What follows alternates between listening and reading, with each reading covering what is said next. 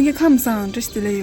了解过西藏旅行的朋友应该知道，目前西藏还没有开放外宾和中国台湾游客的自由行，所以来西藏旅游的外宾、海外华人及中国台湾同胞都需要办理入藏函。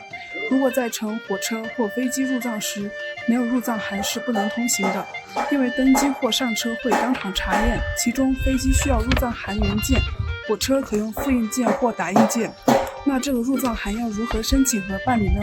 下面就由我来为大家详细讲解一下。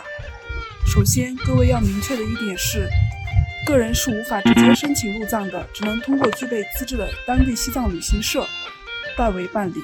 入藏函上面会详细列出西藏旅行团中所有游客的姓名、旅行日期、进藏城市以及在西藏的旅游目的地等相关信息。与签证不同的是，入藏函在西藏旅游结束后需要回收，不能二次使用，所以建议大家的旅行中时间可以多申请2天，以免行程太赶，不能好好的旅行。现在我们说回入藏函的办理流程。第一步，提前确定好您去西藏的行程时间和景点安排。这里要提一点的是，如果您需要去珠峰大本营、冈仁波齐、阿里、山南等地，除入藏函外，还需要办理外国人旅行证等相关证件。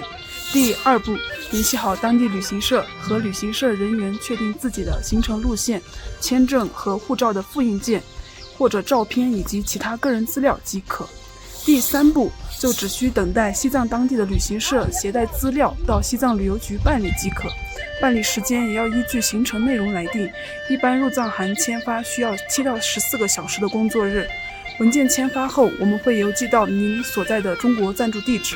为了能够及时获得入藏函，方便您预订车票，请提前20天或1个月确定您的西藏旅行计划，并将申请入藏函所需材料发给我们。最后，依照时间安排购买火车票和飞机票，您的美丽西藏之旅就开始啦。以上就是入藏函办理的详细流程。需要注意的是，入藏函只是为您提供西藏旅游套餐中的一部分，并且不能单独提供。也就是说，不是办理了入藏函就可以不用参加旅行团了。